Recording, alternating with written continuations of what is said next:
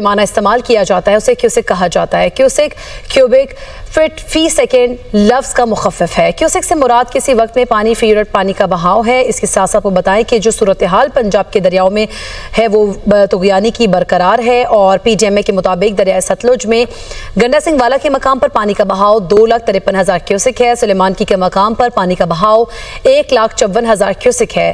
اسی کے ساتھ دریائے چناب میں بڑا سیلابی ریلا جھنگ اور ہیڈ تریموں سے گزر رہا ہے، جبکہ دریائے چناب میں مرالہ کے مقام پر پانی کا بہاؤ 99,000 کیوسک ہے۔ خان کی ہیڈ ورکس کے مقام پر پانی کا بہاؤ 1,66,000 کیوسک ہے، جبکہ قادر آباد کے مقام پر پانی کا بہاؤ 1,85,000 کیوسک بتایا جاتا ہے۔